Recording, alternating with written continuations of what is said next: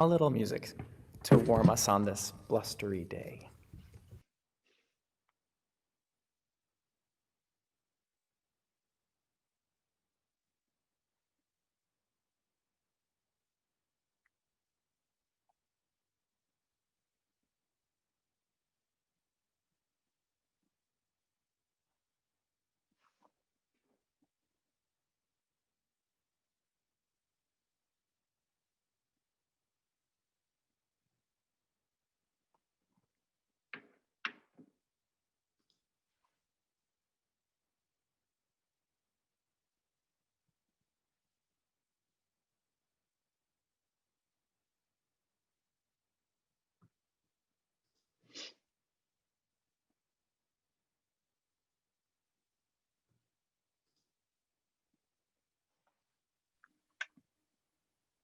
I think we'll give everyone another minute just to log in if they're coming from another Zoom meeting or a class.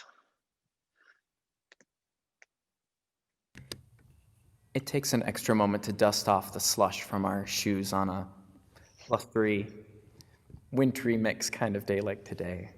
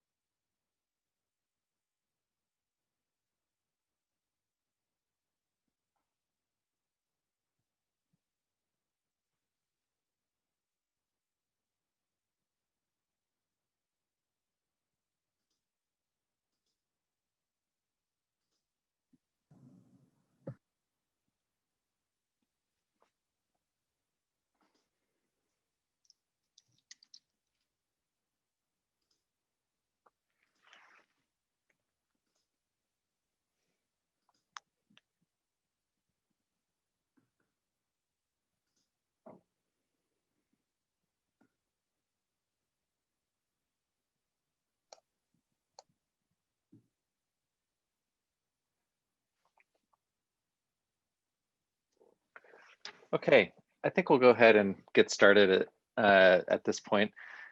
Good afternoon, and welcome to the Dean's Research and Creativity Forum. My name is Kevin Brown. I work in the Office of Mission and Ministry on faculty and staff formation, and I teach as an adjunct instructor in the Department of Religious Studies. I want to thank Dean Canio for the invitation to serve as moderator of this forum, Patricia Terry, who led a group of our colleagues in planning today's event, and Jackie Trieber for all of her work to facilitate our gathering this afternoon. As we begin, in the spirit of the Jesuit practice of composition of place, we acknowledge that Gonzaga University resides on the homelands of the Spokane tribal people. This land holds the cultural DNA and the spirit of the first people of this place, the people of the river. It is their ancestors who are here and bring forth the power of this place, the knowledge that comes from the land. We are grateful to be on this land and ask for its support as we work to manifest our intentions during this gathering of hearts, minds, and spirits.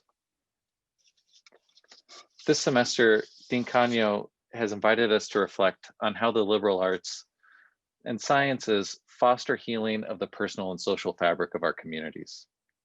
The theme comes from Pope Francis's invitation to consider how the principles of Catholic social thought challenge us to address the social ills that the COVID-19 pandemic has brought to the fore.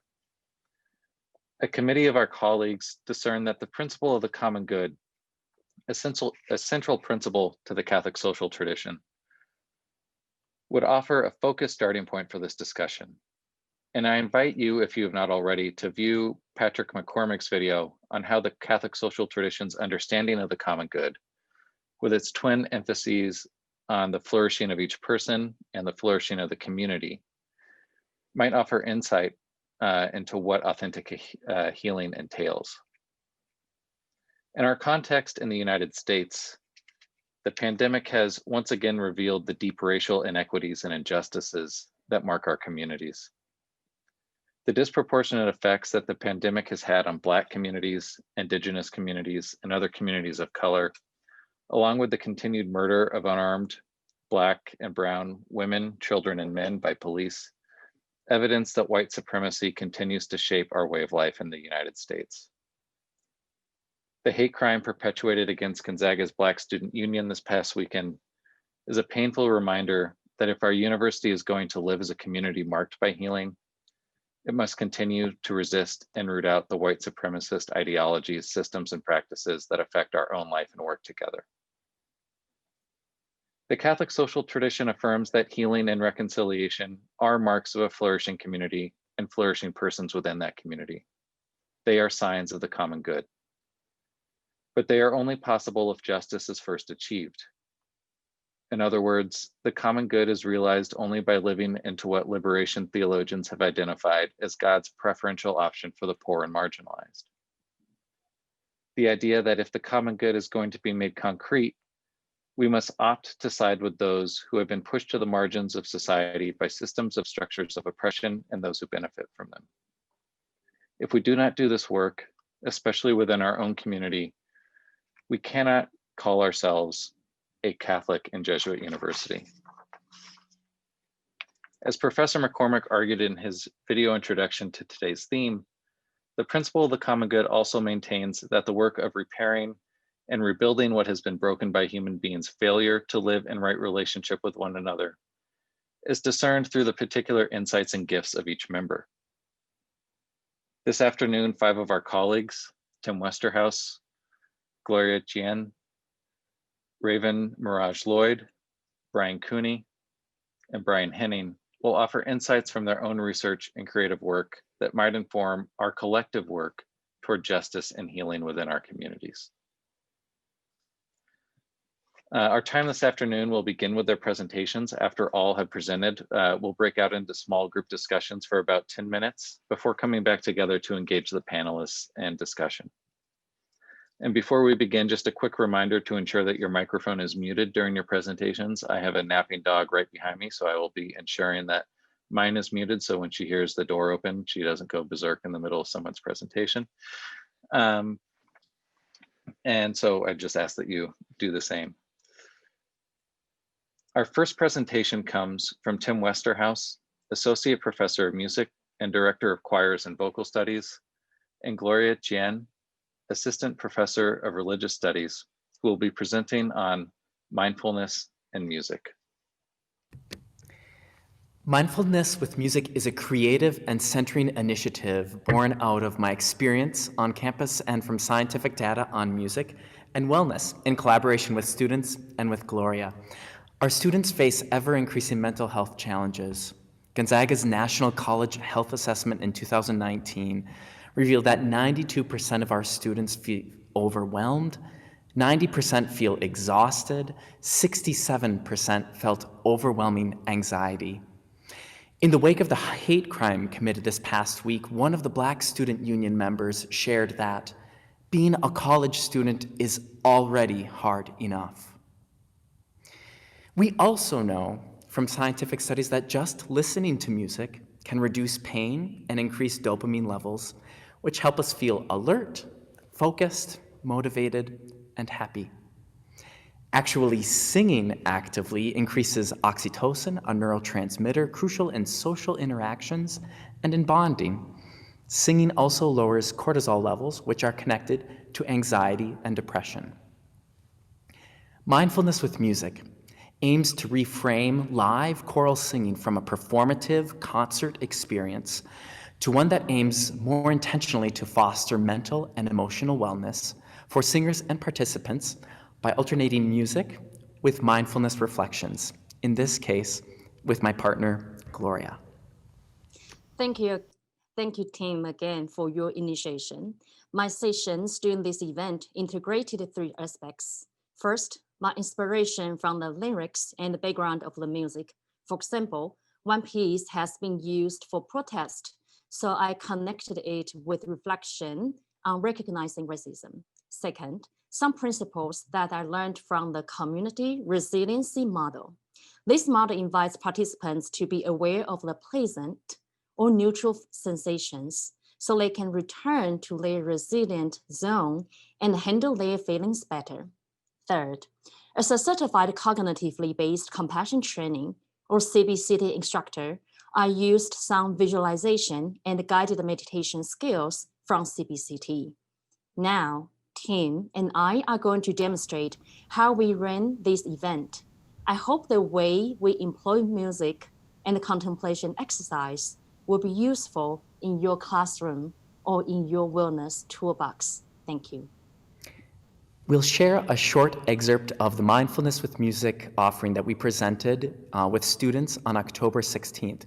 You'll hear a recording of students, followed by a reflection that Gloria will share. I invite you to make yourself comfortable and centered, able to breathe deeply and groundedly during this time.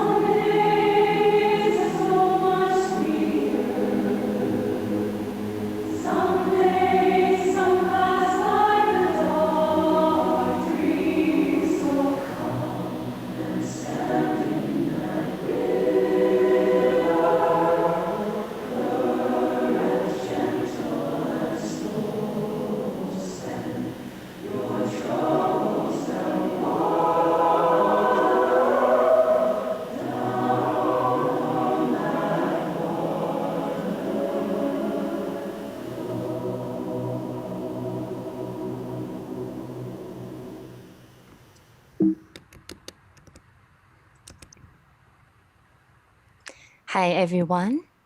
Please adjust your posture so you are comfortable. Imagine that you hear the river burbling. We don't know where this river is going. Similarly, sometimes the flow of our lives is mysterious. Let's try to imagine ourselves surrendering to this mysterious current of life. Maybe a hidden blessing will eventually show itself. I invite you to notice the feelings you have now when you are willing to go with this puzzling flow.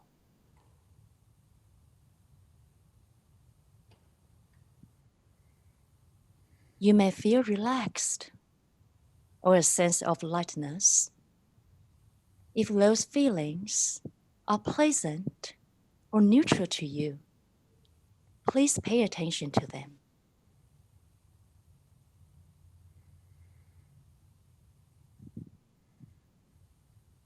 As we conclude this reflection, let's make a wish. May the insights from this contemplation manifest outwardly. Thank you.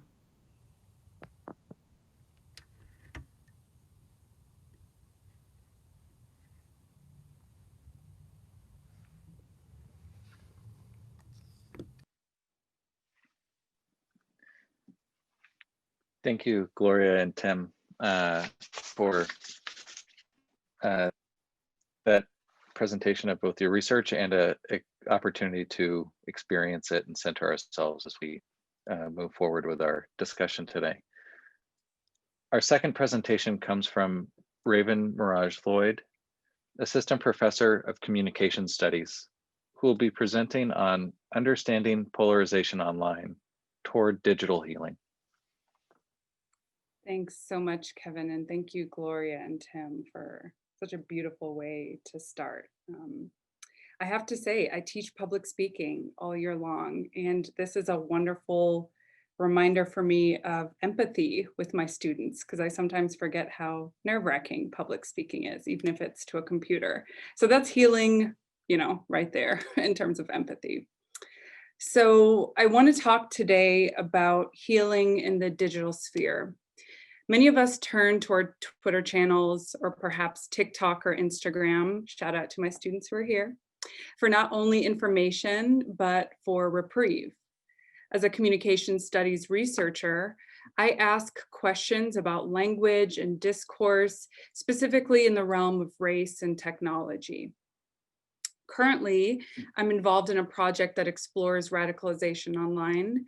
In this grant-funded project, my colleagues and I are interested in the technological pieces, such as algorithms that personalize content, as they mediate users' extremism or polarization online.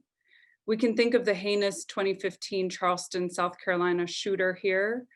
Dylan Roof murdered 9 Black churchgoers and published a manifesto online citing YouTube videos that incrementally convinced him that Black people were ruining the soul of the American nation.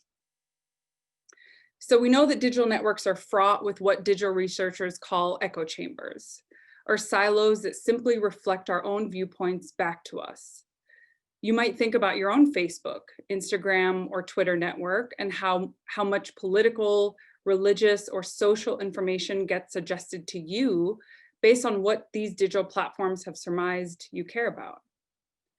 So where does digital healing fit in here? I want to suggest 2 ways that digital healing can occur in such a polarized time right now, given the public conversations surrounding the erosion of trust in our democratic system. You can think of the recent election and the awful attack on our Black students here at GU that occurred just 5 days ago. So first, I think digital healing comes about in amplifying the voices of those who are marginalized. One of the biggest myths about online networks is that they are equal for everyone. Online networks are equal for everyone. Technically, this is true if we choose to ignore the class and access issues surrounding technology. But what about conversations, ideas, and debates? What conversations, ideas, and debates get amplified louder than others online? Who do we miss hearing from because they're simply not the loudest in the networked room? In focus groups that I ran in 2018 with Black women in St. Louis after Michael Brown was killed, and that was recently published earlier this year, I found that the women interviewed understood their resistance online in tandem with their personal and communal care. One couldn't exist without the other. And they described care as having their voices amplified by allies with permission. So perhaps we can interrogate our own digital footprints and ask, who are the people, companies, and conversations we engage with the most, and who might we reach out to in order to amplify? Second, I think digital healing is about honoring the agency of others, in particular marginalized folks. In the focus group interviews, the women talked about their own agency as means of care for their communities online. So part of their agency as care had to do with the women's choices as to what civic debate discussions were worth their already stretched time and energy. Ooh, I feel that. For us as teachers and scholars, I urge you to perhaps think about the conversations you have with colleagues and students, both online and offline, and honor the exhaustive toll that those conversations inevitably take on the affected group. This might look like building a sustained relationship with marginalized groups and reaching out to, for example, a Black woman student you have in class before you lecture on a triggering topic like the BSU attack, to affirm her agency in speaking up or opting out. So as much polarization happens online, there are at least two things we can do: amplifying marginalized voices and honoring the agentic actions of marginalized folks as we move forward toward healing, both on and offline. Thank you so much. Thank you very much, Raven. Our third presentation comes from Brian Cooney, Professor of English and Director of the Center for Public Humanities, who will be presenting on Black Power to Black Lives Matter, Conversations on Race and Racism in America. Thank you. And thanks to everybody, the Dean, Patricia, everybody in the office who made this possible. In light of the attack on the Black Student Union, I wanted to take this time to discuss the work that the Center for Public Humanities has done these past 4 years on race and racism. Obviously, like so many others, I want to express my outrage about that attack. And more than simply offering words of solidarity, I want to outline how the Center for Public Humanities has tried and continues to try to help change our campus culture. This work began in 2017 with our keynote address by Angela Davis, and then in partnership with the Law School's Center for Civil and Human Rights and others, with the visits by Kimberly Crenshaw, Patrice Cullors, and this coming spring, Claudia Rankine. When I consider our culture today, and it's so interesting to listen to Raven go right before us, because my thoughts are so much about much of what she's talking about. When I consider our culture today, I fear we are collectively losing two faculties fundamental to a functioning society: our critical thinking and our imaginations. Our critical thinking, because we have voluntarily retreated to echo chambers, as Raven discussed, seeking stories that affirm a world we want and not the world as it is. And our imaginations, because we resist, if I may paraphrase Bobby Kennedy, dreaming of things that never were and asking why not. This constrained imagination, I think, is especially malignant in the areas of racial and gender equity. My thinking is influenced by the philosopher Charles Taylor, who describes what he calls the social imaginary. He explains this to be, quote, the ways people imagine their social existence, how they fit together with others, how things go on between them and their fellows, the expectations that are normally met, and the deeper normative notions and the images that underline these expectations. This is often not expressed in theoretical terms, but is carried in images, stories, and legends. End of quotation.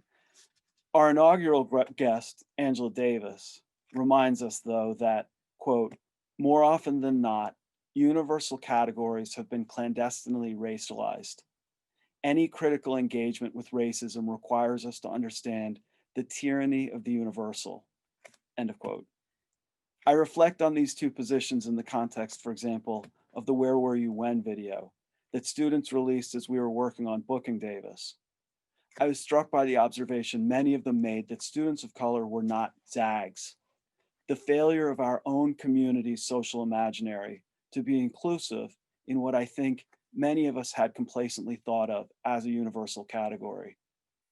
I see the tension between the social imaginary and the tyranny of the universal as a problem for the humanities to work through on our campus and in our community. The images, stories, and legends Taylor posits as grounding our shared social imaginary are too often the obliquely racialized ones Davis cautions us against. Thus, from the start, the CPH has sought to invite speakers to explode myths and retell stories. Davis was chosen to be our first speaker because she embodies decades of resistance to facile American narratives. And frankly, I hoped she would make us productively uncomfortable. Next, Jason Gilmer and Michelle Fukawa from the law school and I agreed to bring Kimberly Crenshaw because as a legal scholar, she had applied and then remade humanist ideas, formulating the concept of intersectionality by thinking of how the law represents that tyranny of the universal in its superficial even-handedness. Then, this past year, we invited a representative of a new generation of activism, Patrice Cullors, an artist, a writer, and the co-founder of the Black Lives Matter movement, a movement that, in its very title, questions again that tyranny of the racialized universal, represented predictably in the unimaginative rejoinder, all lives matter. And here, perhaps, I get most specifically to the theme of the day, healing. One of the events we put on was a roundtable featuring students, activists, and a few dozen representatives from the local police and sheriff's offices. The idea was to have an honest conversation face-to-face about perceptions of what Black Lives Matter means to these groups, perhaps to work through abstractions and to find common ground. If I had any hope that the evening would end in a thaw, I was naive. But here's the thing. That roundtable did not necessarily bring activists, police, and students closer together, but it laid bare truths. And I think the humanities are a collective pursuit of truth, not illusions like those universals that erase fellow citizens. The only way towards a legitimate, inclusive social imaginary is to have it reflect honestly our history, our illusions, and our sins. I would end by pointing to the future. In February, we will be virtually hosting Claudia Rankine, whose book Citizen is one of the most extraordinary works of poetry in decades.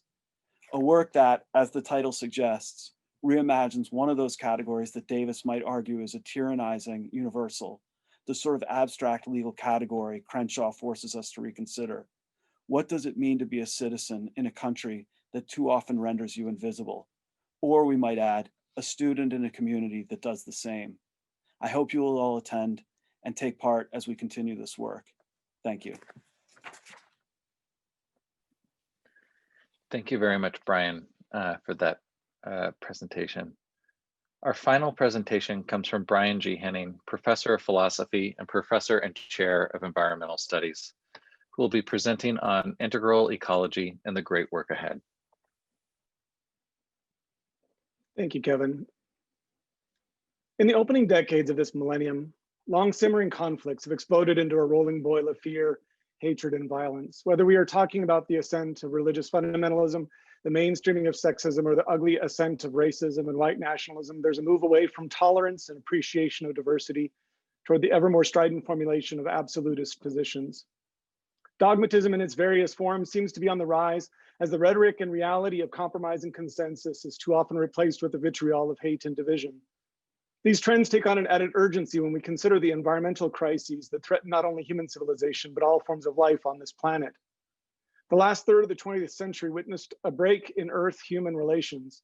The human species now threatens Earth's capacity to sustain life as we know it. The 2005 Millennium Ecosystem Assessment, the most comprehensive ever undertaken, proclaimed, quote, "At the heart of this assessment is a stark warning.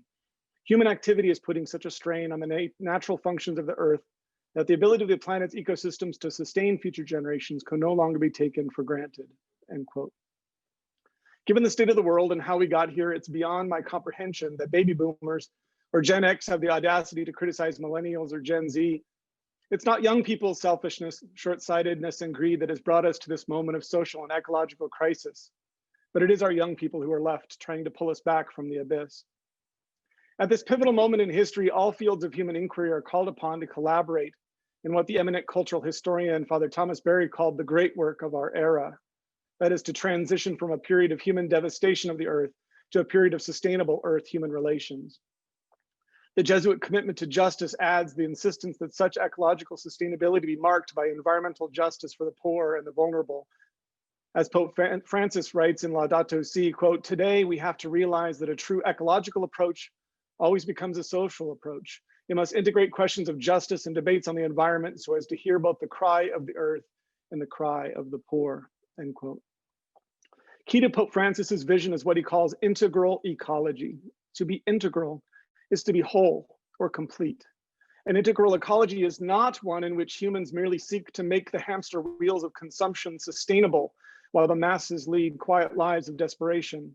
No, an integral ecology is one in which humans redefine their notion of progress away from the false idols of consumption defined by GDP and the S&P. The sort of healing envisioned by an integral ecology asks our species to grow out of its narcissistic adolescence, to step off of our self-constructed anthropocentric pedestal, and finally to become an integral member of the wider community of life. To heal ourselves, we must learn to live well as an integral part of our place. To conclude, I'd like to reflect on a colorful passage from the Trappist monk Thomas Merton. He wrote, quote, "If I have a message to my contemporaries, it is surely this: be anything you like, be madmen, drunks, and bastards of every shape and form, but at all costs avoid one thing: success. What I'm saying is this: the score is not what matters. Life does not have to be regarded as a game in which scores are kept and somebody wins.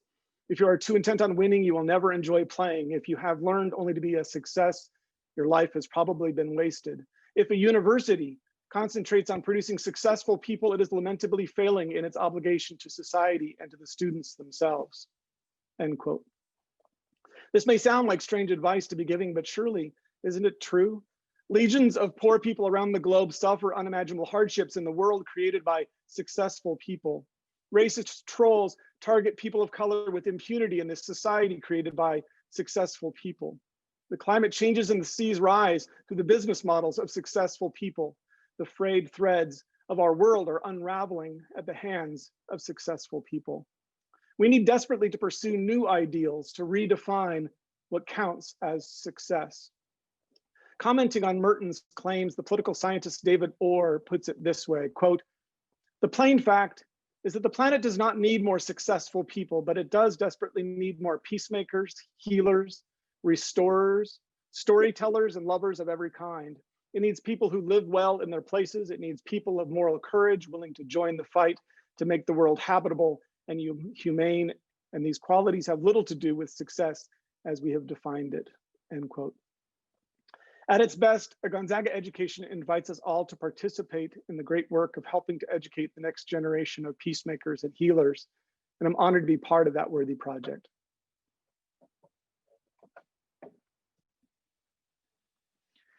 Thank you, Brian. And thank you again to our other presenters for getting us started in this conversation we're going to engage in for the next half hour or so.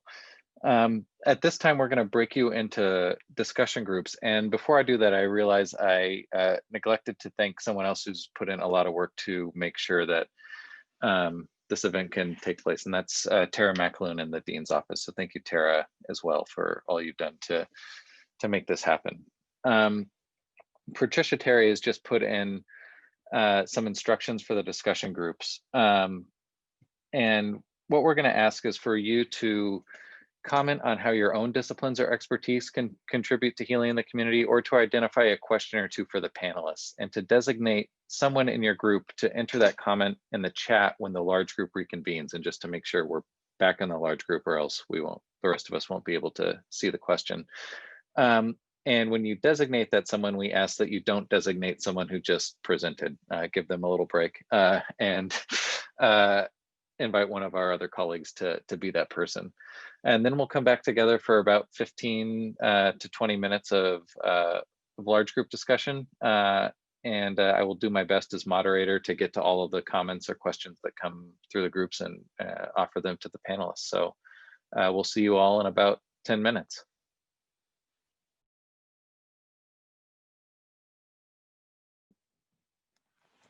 I guess I'll jump in for lack of any other volunteers. I mean, I think, you know, as I was saying about imagination. I think, speaking as an English professor, I really believe that we need to nurture our imaginations in order to break out, and again, I think about Raven's work. I mean, to break out of these echo chambers we get in, and to, I'm not 100% sure I'm convinced that literature leads directly to some sense of empathy.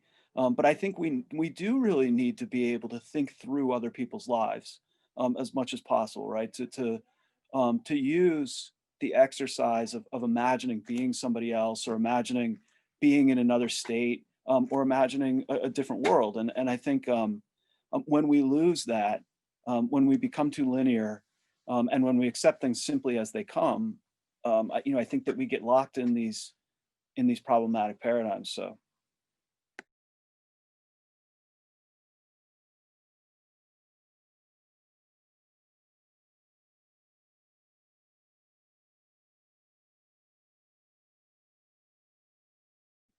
I think that this next question can continue to be addressed in relation to, or that past question that Brian just spoke to, in relation to the next two questions that came through, which I think there's a lot of overlap on.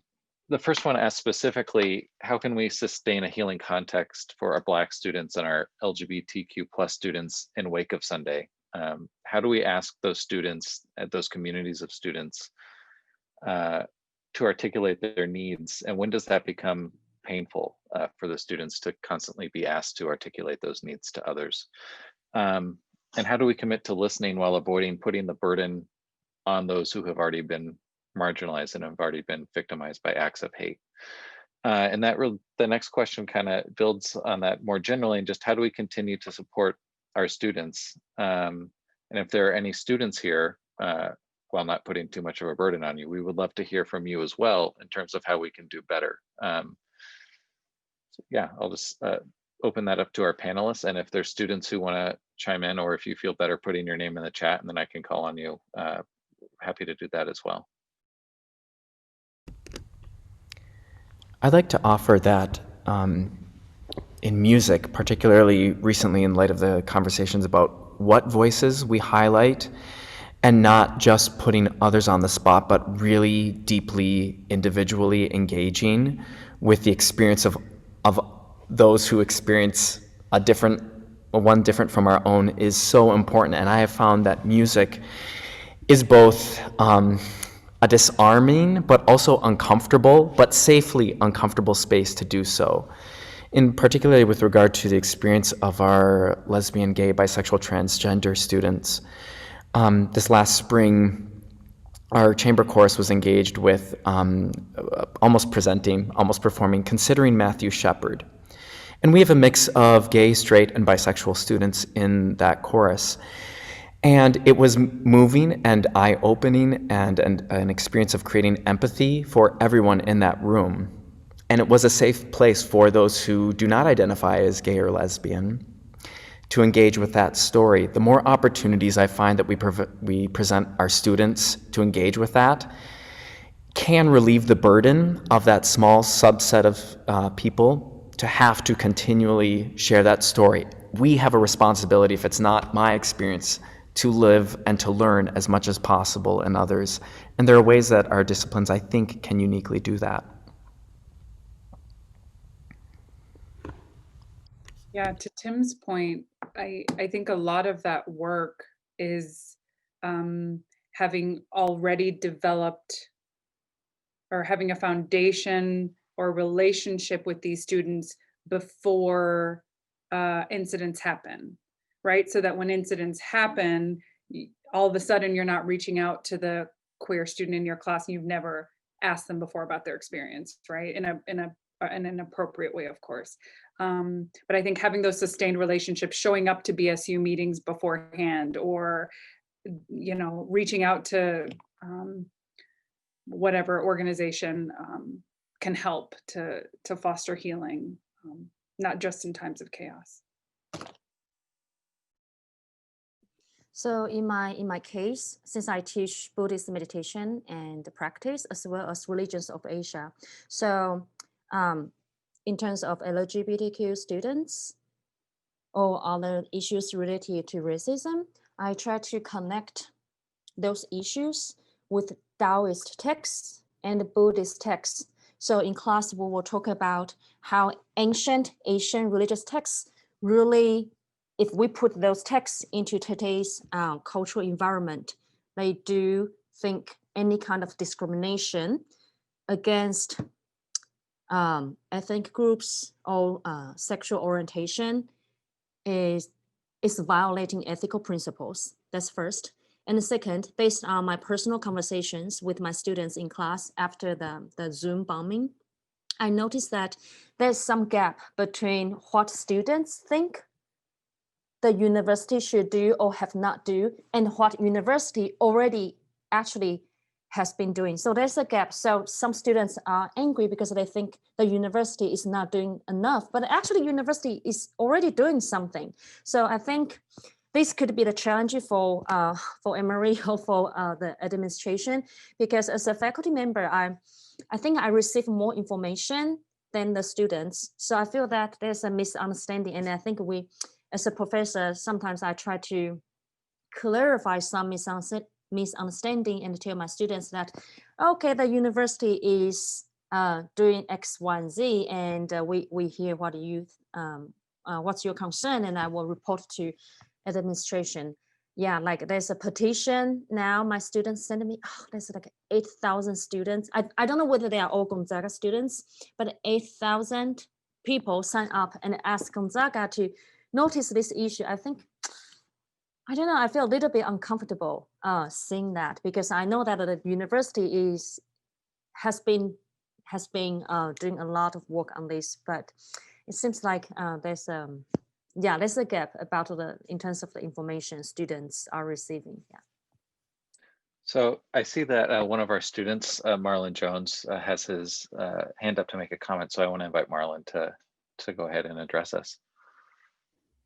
Yeah, I had a question that I wanted to ask my small group, but we just kind of ran out of time, and I think it's kind of related to this conversation we're having. But I kind of wanted to know how like professors that are in this space are engaging in community healing and opportunities where you're like teaching outside of the College of Arts and Sciences, such as like Com 100 and English 101. Because a big divide I've seen among students this week is like students inside the College of Arts and Sciences, like talking about the hate crime and throughout the week in all their classes, and then students outside like not having it addressed in their like coursework at all. So like, how is your work looking differently? Like when you're working in interdisciplinary spaces where like this might be like one or two opportunities that like engineering or school business students like really have to like critically engage in social justice issues. And do you like have more intentionality in those spaces, or how does that look different? Thank you, Marlon. So if any panelists want to answer that, or any other faculty who are here want to respond to how they're sort of inviting students beyond just the college into these conversations.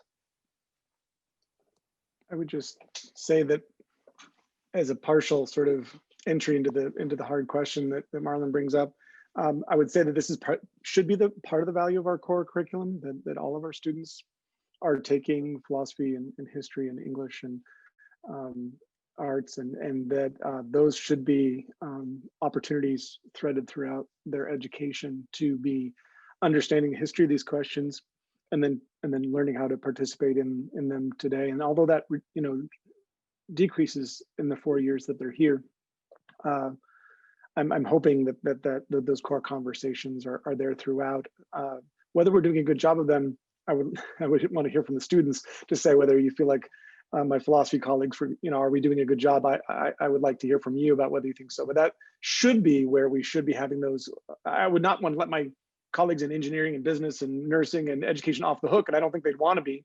But I do think sometimes they feel very uncomfortable at having those conversations, and so at least not at most, but at least it should be happening in the core.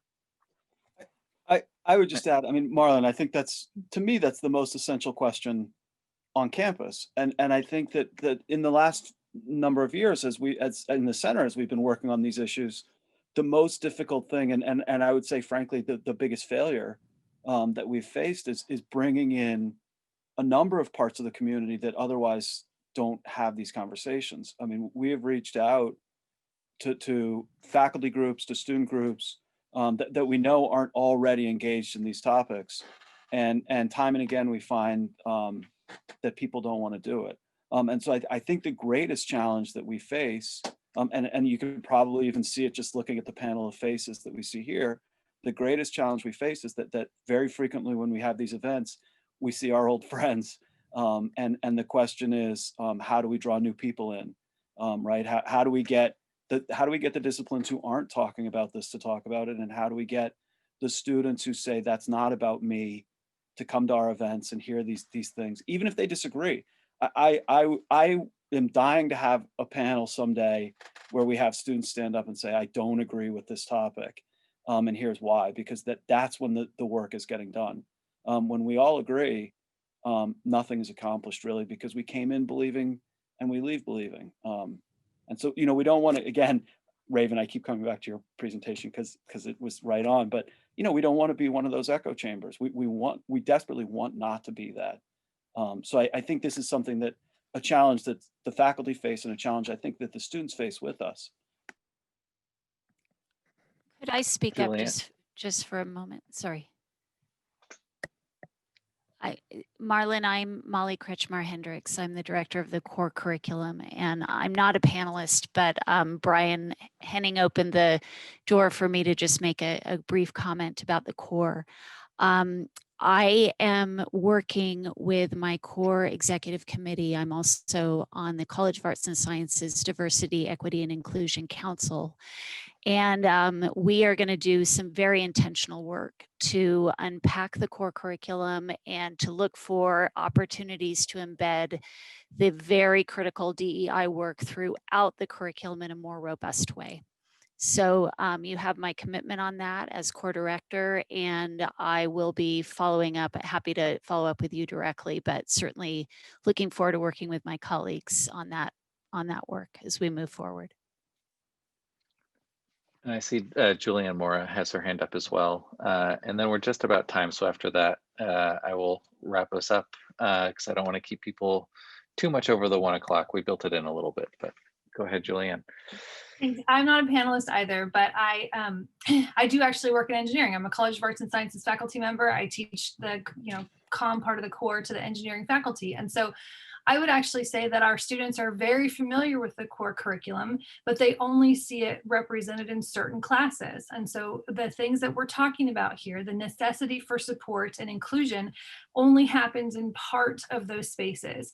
And there is such a vast power differential between those students in some of the parts of campus that are not talking about it, that they don't feel comfortable or can't push back against the power structures in those schools to say that they want more from their faculty. So I feel like that makes it incumbent upon us, other faculty members, administrators, senior administrators, to change the culture of how we talk about these things on campus. It shouldn't be that only some departments or some colleges respond to these things or talk about them in class, because many students said the same thing. Yours is the first class anybody said anything to us about this, and we were wondering if anybody was even going to. And so the power differential is a real component of how this work works. But from my perspective, I'm always trying to make sure that I have contact with the students that I know in each of these places that I work with, so they know that there's at least one professor in their sphere that they can talk to or access to get resources or help or support or conversation partners about how they're dealing with these things. So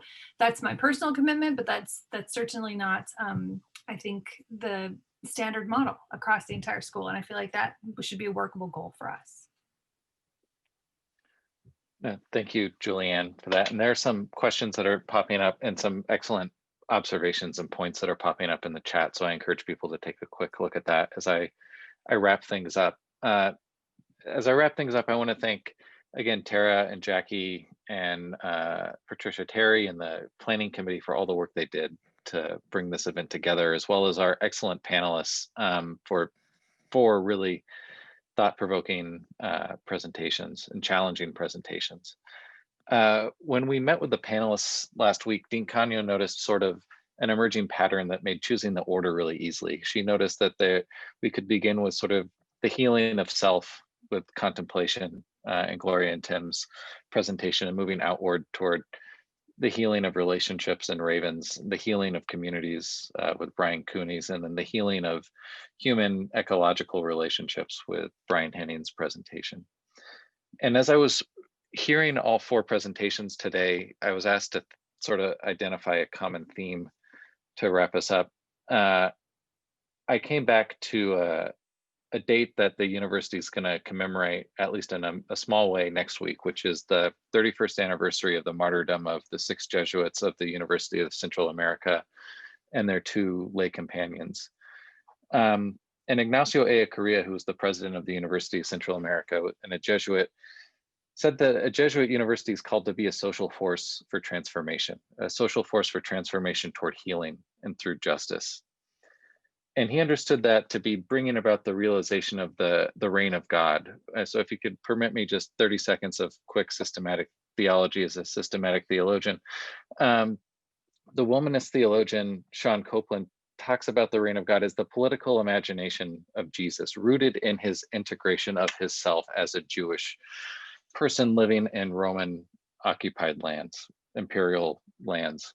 And it's an imagination that he developed through solidarity with the marginalized, listening to them, allowing their insights to disrupt the dominative and the dominating narratives imposed by Roman imperial rule, and then living in a way that was committed to that bringing about of new and right relationships that stood in contrast to those dominating narratives. Ellacuría and his colleagues sought to do this in their work in El Salvador by siding with the marginalized of El Salvador in the midst of its civil war. And they allowed themselves to listen to those voices, to amplify those voices, to allow those voices to disrupt their narratives. And in each discipline at that university, they asked how can they side with and be informed by the voices of the poor and the marginalized, so that the university might form students and leaders who then go out to transform the world, to disrupt those dominating narratives. And for that, they paid the ultimate price when they were put to death by the Salvadoran military on orders of the Salvadoran government.